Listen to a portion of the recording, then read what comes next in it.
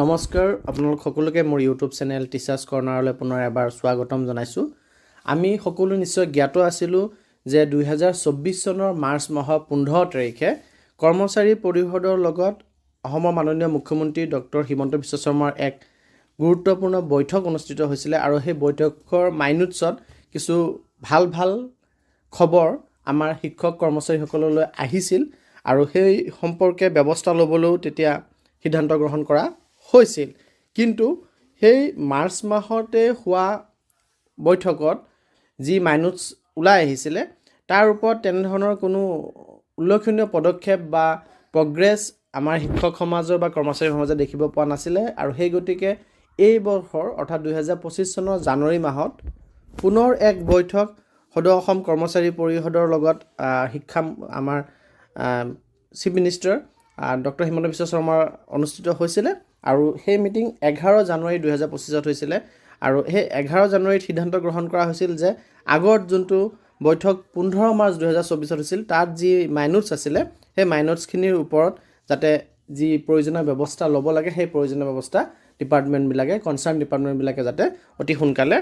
লয় আৰু এই 11 জানুৱাৰীত হোৱা বৈঠকৰ লগে লগে অতি সোনকালে এক সপ্তাহৰ ভিতৰতে পুনৰ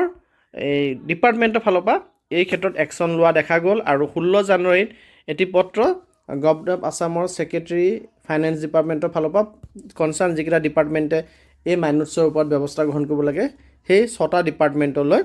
পত্ৰ প্ৰেৰণ কৰা হৈছিল আৰু তাতে ছাবজেক্টত উল্লেখ কৰিছে যে action to be taken on the decisions taken in the meetings held on 11/1/2025 যে 2025 চনৰ জানুৱাৰী মাহৰ 11 তাৰিখে যি মিটিং অনুষ্ঠিত হৈছিলে তাৰ ওপৰত একশ্যন ল'ব লাগে অৰ্থাৎ 15 মাৰ্চ 2024ত মাইনুটছত যিখিনি কথা প্ৰকাশ হৈছিলে সেইখিনি কাৰ্যকৰী কৰাৰ ক্ষেত্ৰত ব্যৱস্থা ল'ব লাগে আৰু ইয়াতে কথাখিনি উল্লেখ কৰিছিলে যে concern departments were directed to carry out the decisions এই ডিচিশ্যনখিনি যিখিনি লোৱা হৈছিলে ডিচিশ্যনখিনি কেৰি আউট কৰিব লাগে আৰু ডিচিশ্যনখিনিত কি আছিলে যে 50% এডমিছিবল হাউচ ৰেণ্ট এলাউন্স দিব লাগে কেজুৱেল মাষ্টাৰ ৰোল আৰু মিনিমাম পে স্কিল এমপ্লয়ী যিসকল আছে তেওঁলোকক আৰু অল ডিপাৰ্টমেণ্টছৰ কাৰণে ছাৰ্ভিচ ৰুল আৰু প্ৰভিজন বনাব লাগে যাতে এটলিষ্ট 2টা প্ৰমোশ্যন সকলোৱে পায়। তাৰপিছত OPSৰ কথা আছিলে যিসকল কৰ্মচাৰী ৰিক্ৰুটমেণ্ট প্ৰচেছটো 2005 চন হ'ব লাগে ইয়াত 2025 হৈ আছে 2005 চনৰ জানুৱাৰী মাহৰ 1 তাৰিখৰ আগত আৰম্ভ হৈছিলে তেওঁলোকক OPSত আণ্ডাৰত আনিব লাগে আৰু এইসকলৰ কথা কিছু উল্লেখ আছিলে আৰু তাৰ লগতে আমাৰ যি আপোন ঘৰ স্কিম সেইটো 30 লাখলৈ বৃদ্ধি কৰাৰ ক্ষেত্ৰত কথাখিনি উল্লেখ আছিলে তাৰ লগতে প্ৰতিটো ডিষ্ট্ৰিক্ট লেভেল অফিচত হেড এছিষ্টেণ্টৰ পোষ্ট ক্ৰিয়েট কৰাৰ কথা আছিলে আৰু যিবিলাক পোষ্টৰ এণ্ট্ৰি কোৱালিফিকেশ্যন গ্ৰেজুৱেট হয় তেওঁলোকৰ যাতে গ্ৰেজুৱেট স্কেল পায় সেই কথাটো উল্লেখ আছিলে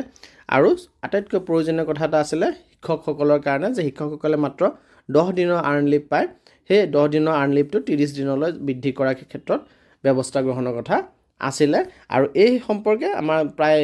10 মাহ উকলি যোৱাৰ পিছতো কোনো ধৰণৰ গুৰুত্বপূৰ্ণ প্ৰগ্ৰেছ আমি দেখা পোৱা নাছিলোঁ কিন্তু এই পিছৰ জানুৱাৰী মাহৰ 11 তাৰিখে হোৱা মিটিংখনৰ পাছত এসপ্তাহৰ ভিতৰতে এই ক্ষেত্ৰত ব্যৱস্থা ল'বৰ কাৰণে কনচাৰ্ণ ডিপাৰ্টমেণ্টবিলাকলৈ এই পত্ৰটি প্ৰেৰণ কৰা হৈছে আৰু আমি আশা কৰিছোঁ যে আমি অতি সোনকালে এই ক্ষেত্ৰত প্ৰয়োজনীয় যি নিৰ্দেশনাসমূহ প্ৰকাশ পাব আৰু আমি এই সুবিধাসমূহ ল'বলৈ পাৰিম। ধন্যবাদ।